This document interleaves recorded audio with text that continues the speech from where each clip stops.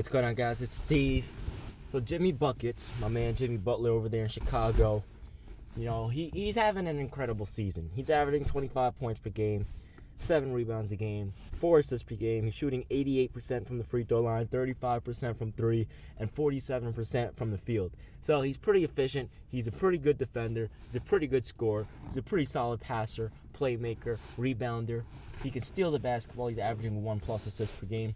He's doing his thing. He can do stuff on the floor that most other players can't, because he impacts the game on a lot of levels. If you look at some of these other players that we like to compare to all time that usually average anywhere from 20+, 5 and 5, your Kobe's, your Wade's, your Brons, your Jordans, the list can go on.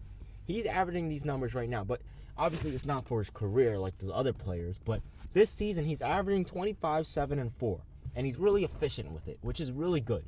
And he has a brand new team with Rajon Rondo and Dwyane Wade. So yes, they probably will go pretty deep in the playoffs in the Eastern Conference. And it's looking good for Jimmy Butler and the Chicago Bulls. So is Jimmy Butler better than Kawhi Leonard? Yes. I personally think Jimmy Butler is a better player than Kawhi Leonard is. The reason why I say that is Kawhi Leonard is a great defender, but I think he gets hyped, and I told you guys this before, I think he gets hyped up because of his awesome defense. Now, don't get me wrong, he's probably a top 2, top 3, maybe we'll say top 5. He's a top 5 defender of all time. We understand this. But offensively, he's not that great. He's really efficient. He's a good shooter. But I still doubt his offensive ability to carry the load of a team in the playoffs. I still doubt it. Last year we didn't see him do it. You need to average 22. I mean, you need to average more than that. If you want to compete with these players like Kevin Durant and LeBron and, etc., you really have to, you have to put up better numbers than just 22, 5, and 2. You have to put up better numbers, especially in the playoffs. And you can't lose 4-1, to Kevin Durant. So I personally think, Kawhi Leonard this year, he took a step forward in terms of taking that offensive load. I mean, he's averaging 24, 6, and 3, which is pretty solid. And he's really efficient, which I really like about Kawhi. He's shooting 46% from the field, which is really good. 91% from the free throw line, and 39% from 3. So he's really efficient. But in terms of the totality of scoring, I don't see him as a great scorer. He's a good scorer, but he's not up there with the scorers to the likes of your Kevin Durant's, your Stephen Curry's, your James Harden's, your Russell Westbrook's, LeBron's, Kyrie's. He's not up there with those scorers, that we've seen in the playoffs the last few years. He's not up there with them. He's a great player. Don't get me wrong. But I personally think at this moment so far in this season, Jimmy Butler is having a better year. He's playing better, and he's impacting his team more. And surprisingly, he's not even really in MVP contention, which is kind of sad, because you look at these type of players and you realize they never get any recognition. They truly never get recognition. I mean, he's having a really good year, but no one's considering him MVP. I mean, I understand his team's not that solid, and I understand players are having better years like LeBron is, like Russell Westbrook, Kevin Durant, Stephen Curry, James Harden. I understand this, but we also have to understand, most valuable player, that means most valuable player. It doesn't mean the best player. It just means who's most valuable to their team. So if you look at that, you have people that should be in contention that really aren't. For example, Giannis Antetokounmpo is extremely valuable to the Milwaukee Bucks. Without him, they wouldn't even be in contention for the playoffs. Carmelo Anthony, it's the same thing. The list can continue to go on. Kemba Walker with Charlotte, Andre Drummond with Detroit. This list can go on.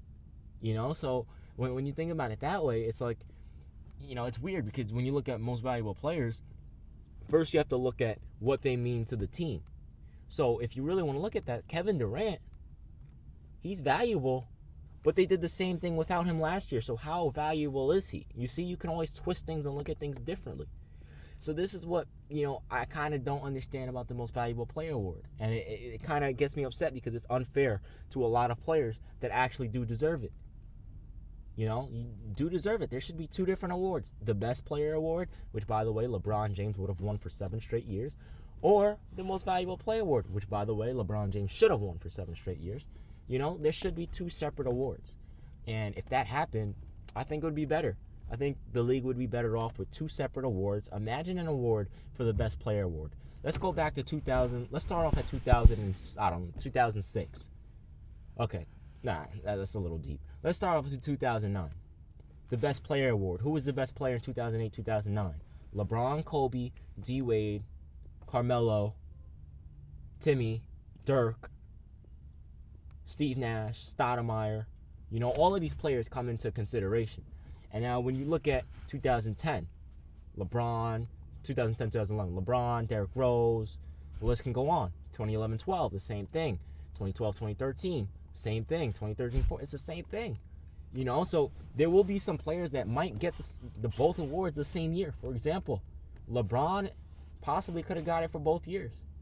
And Stephen Curry could have gotten it for both years in 2015 and 16. He could have got both of them for both of those years. So when you look at it from that perspective, it's like, okay, yeah, there's this award, but it doesn't really mean anything because it's not really the most valuable player award. It's like the most popular player award because let's be real. Whenever someone has, someone's popular, they get in contention for it. Look at Stephen Curry. Was Stephen Curry really more valuable than LeBron James? Was Stephen Curry really more valuable than Kevin Durant? When I think about things like that, in 2015, was he really more valuable than LeBron, KD, and James Harden? In 2014, Kevin Durant was the most valuable. Look what he did. He was the most valuable to his team. So there's that. 2012, 2013, LeBron, KD, and Carmelo. They were the most valuable to their team. So some years it works, but some years it doesn't. So when I look back, I see like there's this trend that whichever player has a wave going for them, and they're making noise and they're popular and their business is booming in a sense, they always win MVP. When in reality it should honestly be who's the most valuable, because if we look at it from that perspective, the entire list would be different. I understand Kevin Durant is valuable, but how can you say he's the most valuable player for his team when his team literally did the same exact thing last year? When you think about it logically, and you can also think about it logically the other way. Yes, I understand Kevin Durant is the second best player in the world. I know he's probably the second most valuable player in the world as well. But when you look at it from that perspective, it changes things up. Players like Jimmy Butler come up. Even Carmelo still comes up. Probably not this season, but last year. Players like James Harden, DeMarcus Cousins, they come up. Those players would never get recognition to be considered an MVP. So I really think there should be a difference between MVP and best player. There's two separate things. It's two completely opposite things. You can be both best and most valuable, which we've seen throughout history. Michael Jordan, Kobe, LeBron, Kevin Durant, etc., etc.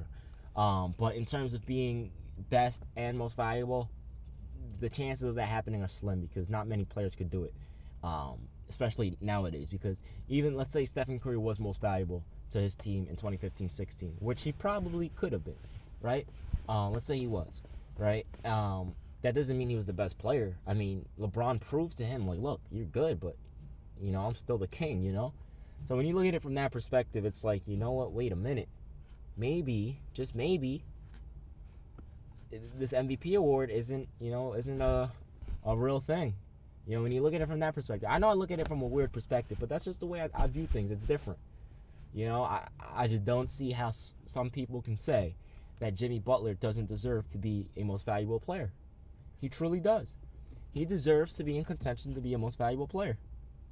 And it's sad that he won't even get top 5 in voting. I guarantee it. He won't even get top 5 in voting. And players like, I don't know, let's see, Kawhi Leonard will get it. But in my opinion, Jimmy Butler is more valuable than Kawhi Leonard because he does more on the floor. That doesn't mean he's a better player, which I personally do think he is. But what I'm saying is just because you do more on the floor, that doesn't mean you're a better player. But what I'm saying is Jimmy Butler does more on the floor, so how is he not more valuable than Kawhi? But I guarantee you Kawhi's going to get top 5. You see, it's all about the records and whoever's popping at the moment. And to be honest, it's unfair. Because that's why players like Dwyane Wade, who played in a small market, he made Miami big, but he never sold out games, which is ridiculous. He's one of the best players in NBA history. And he didn't sell out games. Like, every single game should have been sold out like it is for Melo, like it is for LeBron, like it is for Kevin Durant or Curry or Westbrook.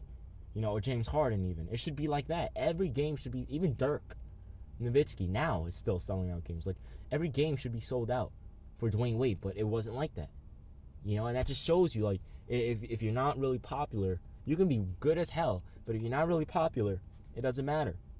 Dwyane Wade, he never really got the attention that he should have gotten, if you think about it.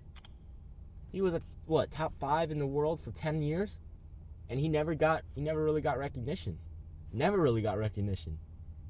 Having the best finals for a 23 years old at the time, 22, 21 years old, something like that, 22. And the youngest finals MVP in NBA history. I think actually Kawhi has that now. I'm not sure. But, he had one of the best finals ever. And, no one ever gave him recognition. Like, okay, he had Shaq, so what? I'm like, what? 35, 7, and 5 is just something to say so what about? Beating Dallas in 6 games? And Miami they weren't even the favorites to win. So when I look at things this way, it's like, wait a minute. He's pretty good, but he never got the recognition that he deserved, which is why he was really never in the MVP. Only in 2008, 2009, he was in talks for being MVP, which is ridiculous. He should have been in talks to be MVP from 2003 all the way up to 2010. It's crazy.